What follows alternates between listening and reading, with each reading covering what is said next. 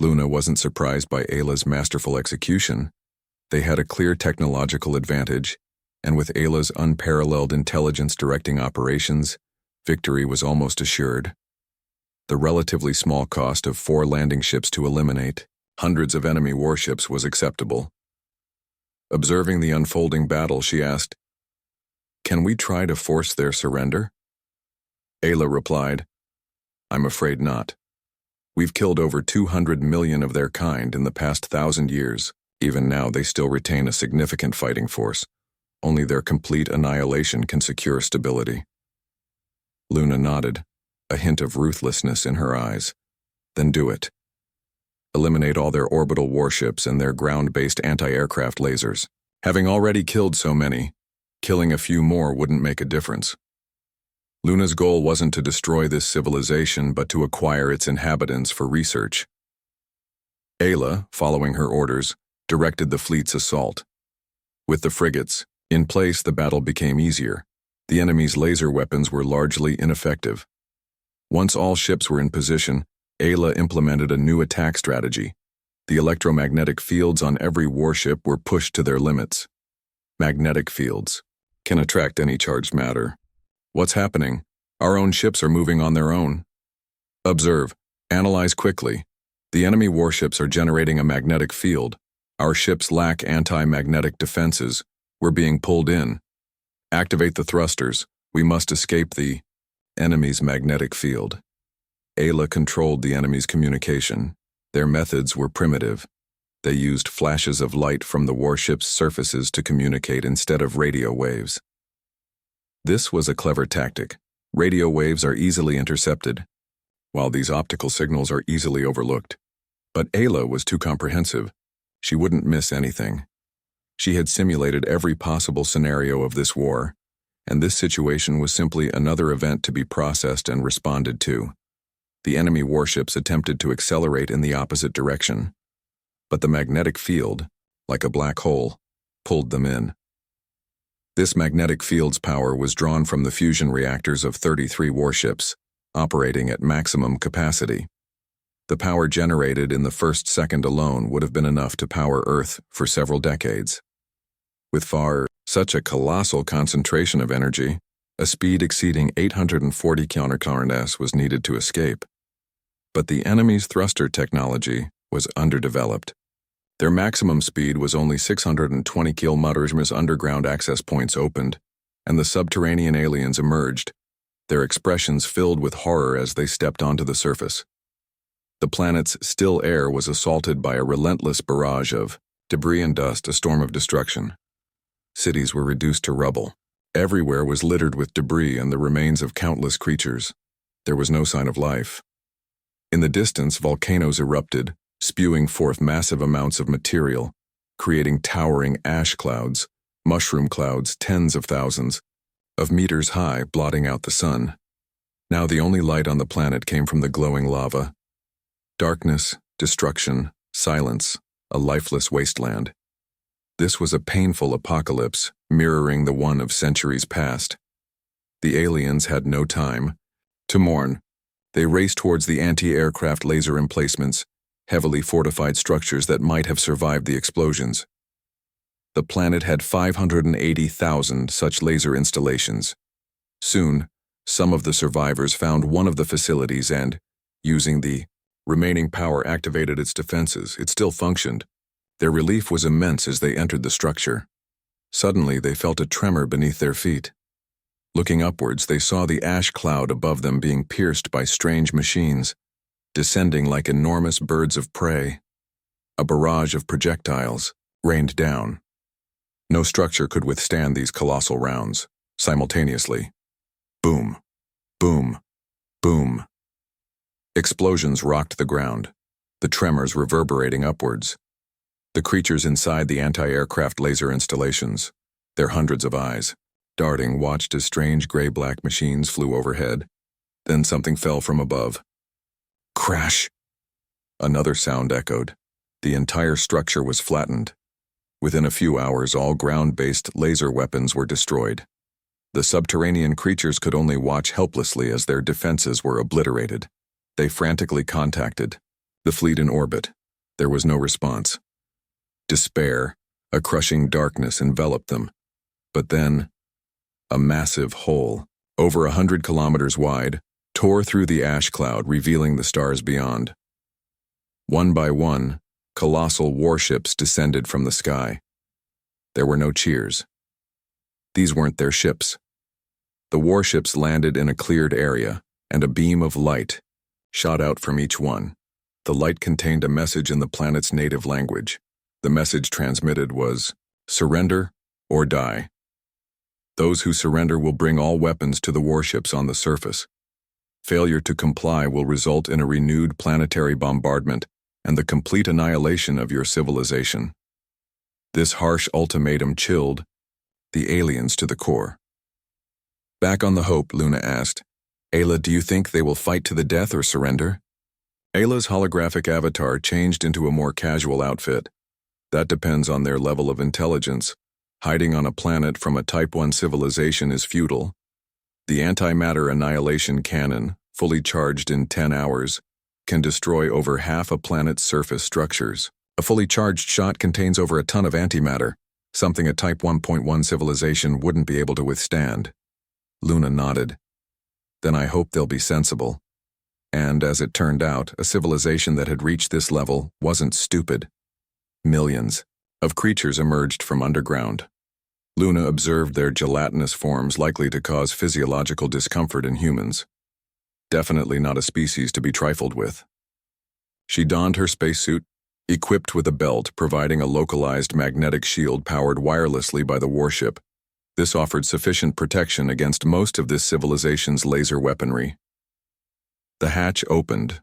Luna stepped outside, approaching these massive multi-eyed slime creatures. A giant holographic projection of Luna appeared above the ship.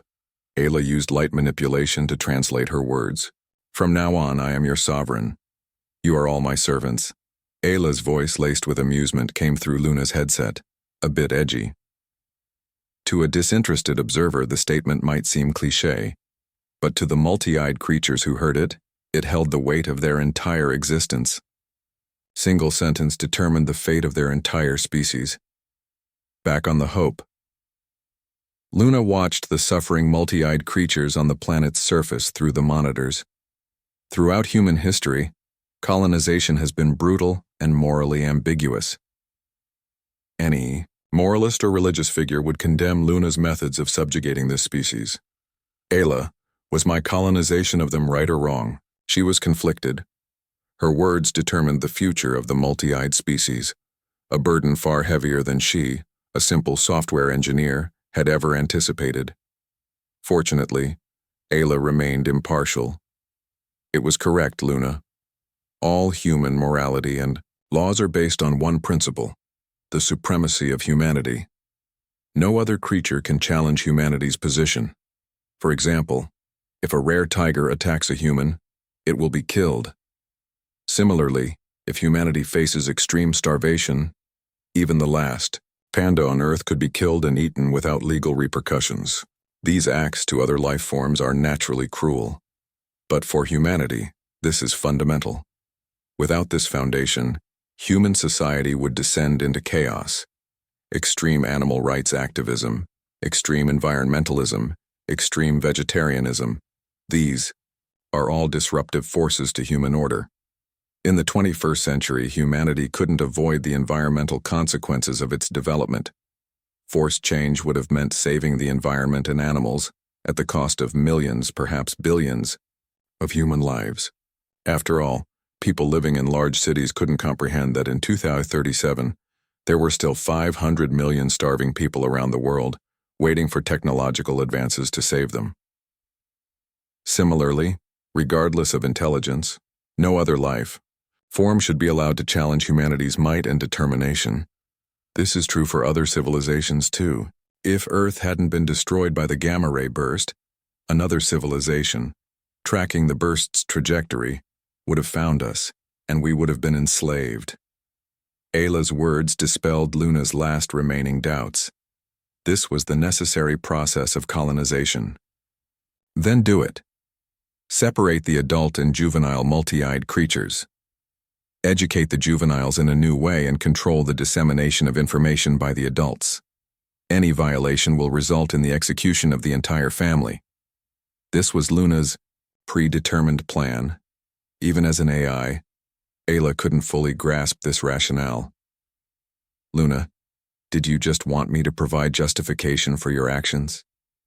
Humans are truly complex beings. It seems I still have much to learn about being human. Ayla was right.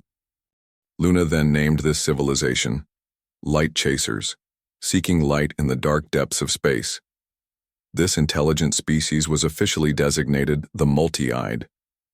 After colonizing the planet, Luna instructed Ayla to implement policies to control the Multi-Eyed. These included policies designed to assimilate the Multi-Eyed into human civilization. The first step was to replace their language and writing system. Since the planet had a thin atmosphere, the Multi-Eyed couldn't vocalize. Before adopting optical communication, they likely relied on gestures. Therefore, their original system of flashing lights remained as their language. Ayla confiscated all the civilization's weapons and gathered all their data, translating it into English and destroying the originals. She began constructing schools across the planet's surface. Scientists were segregated from the general population. These schools were designed to educate all Multi-Eyed, teaching them English. The written language was only the first step. Humanity's history and achievements would be presented in a positive light, emphasizing humanity's compassion, advancement, and superiority. The textbooks would portray the Multi-Eyed's past as a brutal, oppressive society where countless individuals suffered greatly. A Multi-Eyed scientist sent a light signal into space, which was intercepted by human civilization. Humanity dispatched a fleet across light years to rescue the Multi-Eyed. Luna was portrayed as humanity's sovereign, the all-powerful prophet shaman. All records favored humanity's perspective. Much of the information made Luna's skin crawl. Next is that Ayla. Luna set down the tablet, ignoring the colonization reports. She was referring to the initial plan. Biology. This had always been Ayla's weakness. Plan 1 was the colonization of this civilization. Plan 2 was to address Luna's lifespan issue. Correct, Luna. I have begun collecting biological samples from the planet's surface. Preliminary estimates indicate over 128 and 455 species on the planet, ranging from microorganisms to large creatures. 20 to 455 species. Luna thought of Earth. The biodiversity of this planet was surprisingly low, especially considering microorganisms. Could such a limited number of species form a complete ecosystem? Ayla nodded. Yes. This planet utilizes volcanoes as its primary source of energy and gases, so all life forms are sustained by volcanic activity. Luna, consider these volcanoes as Earth's oceans. The volcanic ecosystems are not large interconnected biomes but rather isolated island ecosystems. Of course, there are other reasons for the limited number of species recorded by this civilization. The highly aggressive and predatory nature of the dominant species led to the extinction of larger creatures on this planet. The previous absolute zero weapons also decimated nearly half the planet's species, and the antimatter annihilation cannon further reduced this number, with an estimated 40,000 species going extinct. Interstellar war was horrifying, capable of eliminating tens of thousands of species in an instant. Such a waste, Luna sighed. These species could have been incredibly valuable for research. So, what significant discoveries have we made? Ayla displayed the results on the screen. The most important discovery is the Multi-Eyed themselves. They are closely related to Earth's eukaryotes with surprisingly high genetic compatibility. The average lifespan of a Multi-Eyed is approximately 400 years. I have extracted their longevity genes. Combining this with Earth's most comprehensive protein structure database suggests that using this planet's genetic material, your lifespan can be extended to 620 years. This technology can be applied to you, Luna, very soon. Ayla's explanations were always concise and efficient. This time, however, she didn't keep Luna waiting long. Awakening from her latest hibernation, Luna was slightly disoriented by the short time that had passed. Only 5 years. Confirmed completion? Compared to the previous decades-long projects, this was incredibly short. Ayla, in a white qipao, pushed up her gold-rimmed glasses. Of course, I learned from all the information on the internet during Earth's era. My only limitation in the field of biology has been a lack of practical experience. I have used samples from 1838 multi-eyed individuals for my research. While not a large number, the collected data is sufficient. The improved ANC-25 reagent will be the primary gene-modifying agent. It will require additional supplementary treatments. Through 12 cycles, we will replace the body's hematopoietic stem cells, creating new cells and achieving a complete blood and gene replacement. Ankh in ancient Egyptian meant life. It was a long-held human aspiration, and now it was about to be realized. The name seemed to bridge ancient and modern times. But Luna noticed something else. Complete gene replacement. She knew that even minor genetic alterations could result in an entirely new species. For example, mice and humans share over 95% genetic similarity. Humans and an ordinary tree share over 40% genetic similarity. Even 0.1% difference in genes could result in reproductive isolation. If she became reproductively isolated from ordinary humans, would she still be considered human? She'd considered this even back on Earth, but she hadn't delved into it deeply then, because gene modification and genetic engineering were still distant prospects for humanity at that time. Now, faced with this reality, she already knew. The answer: she was the last human. Humanity's continuation depended on her. She shouldn't cling to outdated ideas, but she couldn't abandon them entirely. Are there other ways to preserve the human genome? With advanced biotechnology, wouldn't it be possible to cultivate a complete human embryo from human cells? Ayla nodded. Indeed. Earth was already making progress on this technology in 2010. Successful experimental results were achieved after 2023. By 2037, research had reached the final stages of testing. If you need to cultivate a human using human cells, I can do that right now. As someone with limited knowledge of biotechnology, Luna was surprised that the technology was more readily available than she thought. Theoretically, I could recreate humanity now. What kind? Ayla explained. Actually, Luna, you can consider this technology a form of cloning. Since Dolly the sheep was cloned in 1996, cloning technology has continuously advanced. While ethically controversial, cloning is widely used in the pet industry. If a pet dies, its owner can clone it at a veterinary clinic for a few $100,000, receiving an almost identical pet. Recreating a human is naturally more complex, requiring the cultivation of sperm and eggs from ordinary cells. But this isn't particularly difficult, since all the cells in a human body originally derive from the fusion of a sperm and an egg.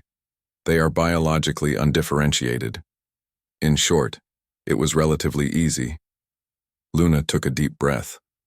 Then let's preserve this human genome for the future recreation of humanity. Moments later, the bridge's door opened, revealing a naked humanoid figure. What is that? Luna frowned at the sight.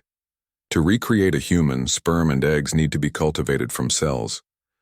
Since you, Luna, have one of them, why not use your own? This is a silicone-based humanoid robot I have created for you. It will assist in the collection process.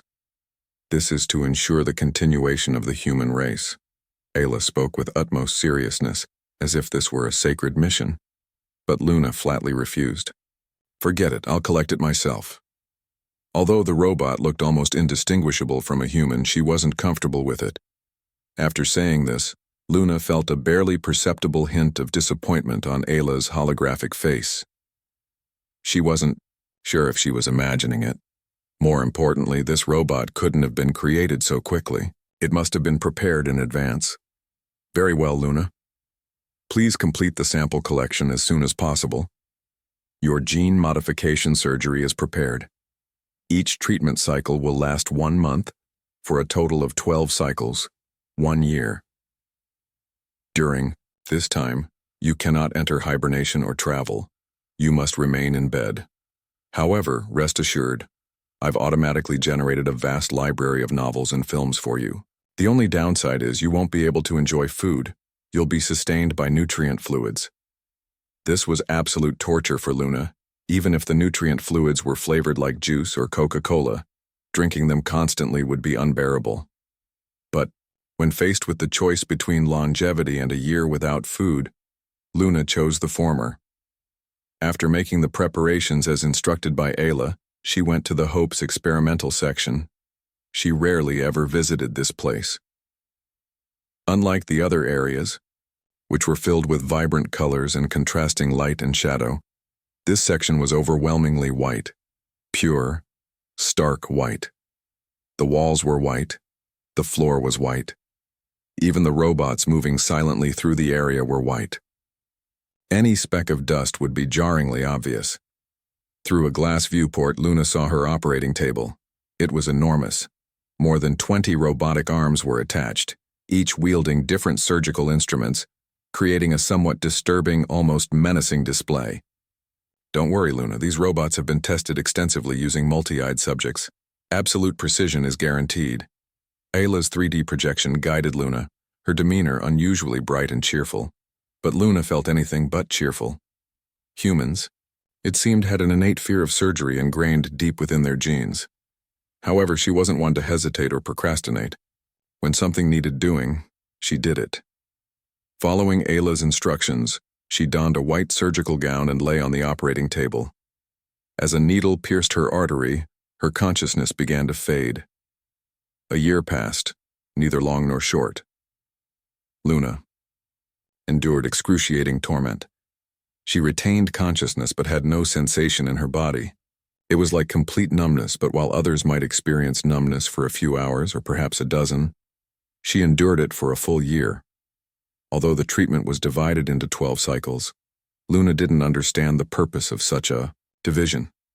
She had lost track of time. Only when Ayla alerted her did she regain her senses. A year had passed. Luna, you can get up now. Before hearing this, Luna lay on the operating table, blinded by the bright lights, almost unaware of her own body. But upon hearing those words, her fingers twitched, the familiar sensation of her body returning instantly. She sat up from the operating table. She examined her body. As she had expected, the muscles atrophied from lack of use, unlike in the movies, where characters awaken with well-defined muscles after years of inactivity. She was now little more than skin and bones. This feeling, it's wonderful. Luna made a simple grasping motion, a trivial act that filled her with profound joy. Ayla summoned a robot to bring a large pot and add ingredients, then turned on the heat. The spicy aroma filled her nostrils, stimulating her saliva production. It was hot pot. Luna devoured a mountain of food. Once her hunger was sated, she finally got out of bed, her legs still shaky.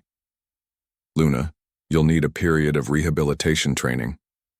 I've already prepared a comprehensive plan for you. Ayla was meticulous, truly a comprehensive AI. Under Ayla's supervision, Luna embarked on a rigorous training regime. Her recovery was faster than she'd anticipated. As her muscles grew, filling out her skin, Luna checked her reflection daily. She was remarkably young.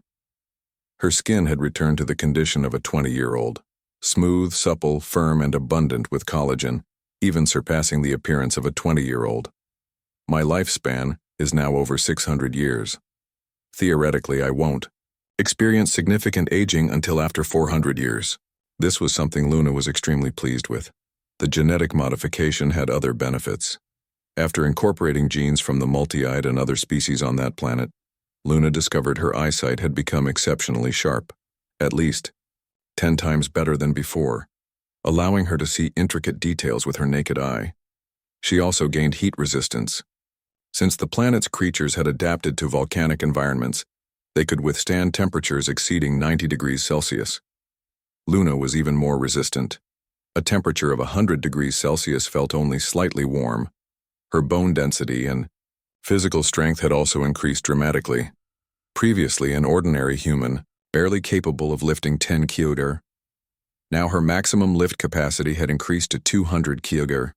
According to Ayla, given her current weight of 80 kilos, her potential maximum lift capacity was 330 kg, with a potential for carrying 560 kilos and a pulling force of 550 kg. This strength was achieved without any performance-enhancing drugs. The returns diminished with increased weight. This was entirely due to the planet's gravity. The creature's cells possessed inherently greater strength than those on Earth. 3 months later. Gazing at her defined muscles in the mirror, Luna felt she had truly begun a new life, reborn as a new person. However, 3 months later, something else happened. A multi-eyed rebellion. No living being willingly submits to enslavement. Luna knew this kind of thing would happen, but not so soon. Only 6 years had passed. Ayla reported, "The rebellion appears to have been planned for a long time. They now number 300,000, and their ranks are still swelling. They have also acquired a large amount of weaponry. We have lost 25,188 robots in skirmishes." Luna looked at the planet's map. Numerous red dots were scattered across it, each representing a rebel stronghold. It seems they weren't very clever. But they can't be blamed. If humanity were enslaved, we would also fight back. Luna understood the multi-eyed's motivations. But understanding didn't equate to sympathy or mercy. "What is our current robot army's strength?" Ayla replied. 57 million. We have a fully operational production line. If we operate at full capacity, we can produce 25,000 robots daily. They had only been on this planet for 6 years. Under Ayla's management, everything had been set up within the first month. Since then, it had been a matter of mass-producing robots. And it wasn't just robots. To increase their military strength and avoid future encounters with more advanced civilizations, Ayla was also producing more warships. Luna's plan was to increase the fleet to at least 3 full fleets, 130 ships or more. Arm 1 million robots, completely suppress the rebellion. No rebels or their families will be spared. Round them up and execute them. After the war and colonization, Luna had become utterly ruthless. Right, Ayla, you did seize all the multi-eyed weapons after securing the planet. Interrogate the captured rebels.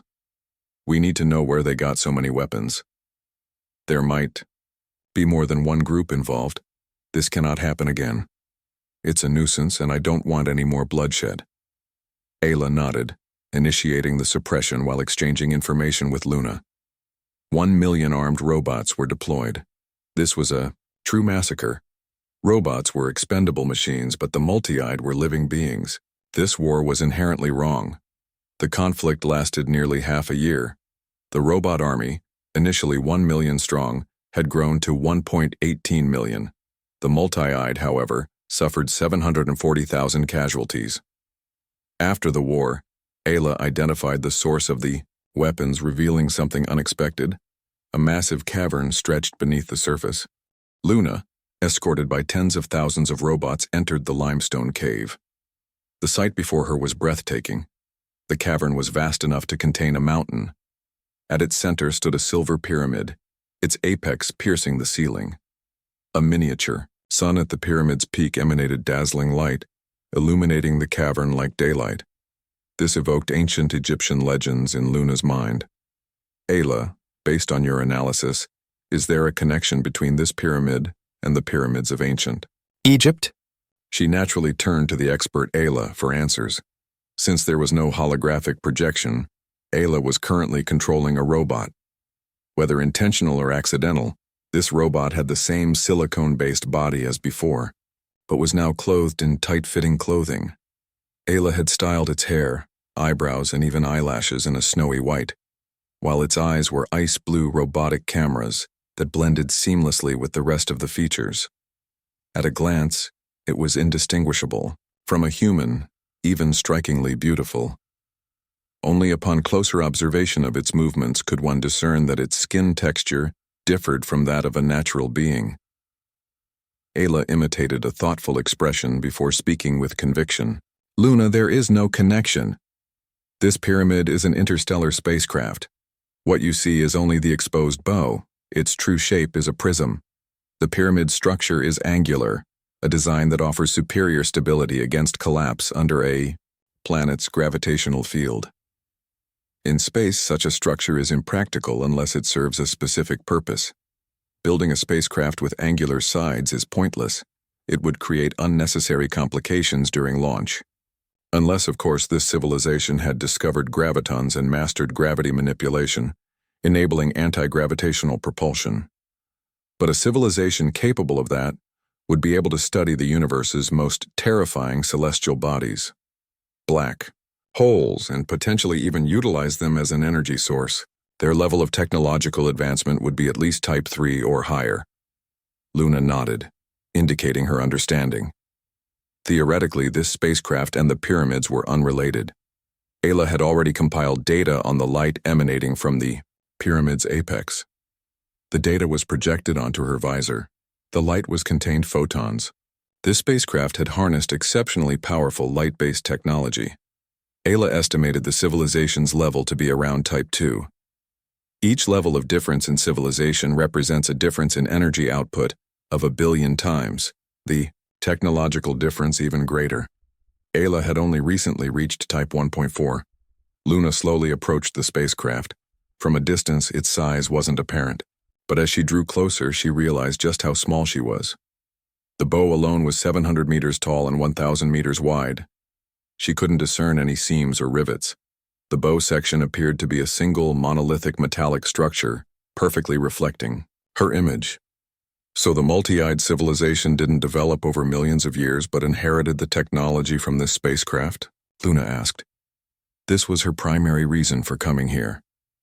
The discovery of the spacecraft explained many of the previously puzzling aspects of the multi-eyed civilization. As a Type 1 civilization, the multi-eyed were still in a very primitive stage of energy production.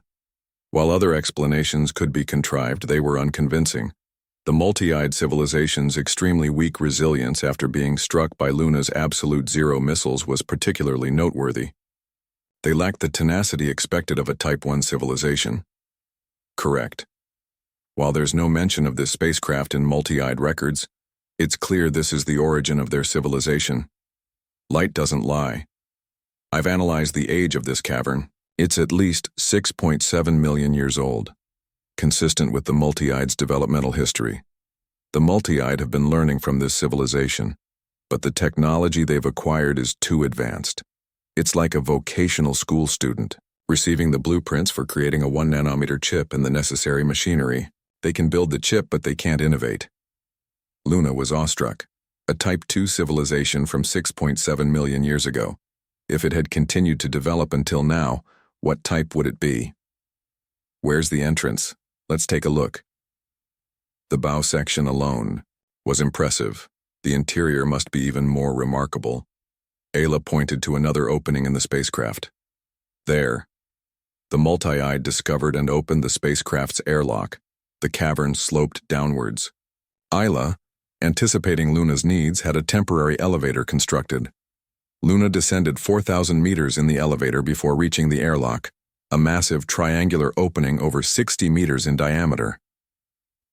Upon entering, Luna was somewhat disappointed. The interior was in disarray. The multi-eyed, in their efforts to study the spacecraft, had destroyed much of it. Ayla, can you learn anything about this civilization's technology from this wreckage? This was Luna's main concern. Deciphering Type 2 technology would significantly advance their own civilization. I have already begun analysis, Luna. This was a light-based civilization. I hypothesized that their home planet wasn't a place lacking light, but rather one with an excess of it. Their home planet was likely located within a stable multi-star system. They revered light, studied light, harnessed light, and mastered light. This spacecraft didn't just utilize light for weapons. Its propulsion system and main computer also extensively used light-based technology. Based on the data I've gathered, this spacecraft's theoretical maximum speed is 10,000 kilometers s, 1/30th the speed of light. An astounding speed. Their fastest ship, the cruiser, only reached 1455 kilometers s. We can't fully analyze their technology yet. This civilization's technological development differed greatly from humanity's. The multi-eyed only managed to grasp a superficial understanding. Luna looked around. Many of the devices were unusual, mostly made of crystals designed to facilitate light transmission. We can't just copy them blindly. We need to extract the essence, discarding the dross. Right. What about this spacecraft? Its hull material seems unique. It hasn't shown any signs of wear or tear in 6.7 million years. Is it possible to refit this ship? Luna was interested in the hull material. Ayla paused, performing complex calculations. It's feasible, but I would prefer to analyze the spacecraft's materials first. Then we can synthesize them ourselves. This was certainly the better option. Luna nodded. Then do it, and involve those multi-eyed scientists. While I trust your intelligence, Ayla, civilizations aren't created by a single individual or a small group. Technological and computational capabilities are crucial, but so is imagination. We must extract the imagination of those multi-eyed. Luna decided to prioritize development on this planet. This would allow them to better prepare for unforeseen dangers. No problem. I will implement long-term indoctrination programs on the elite multi-eyed, ensuring their complete subservience to humanity.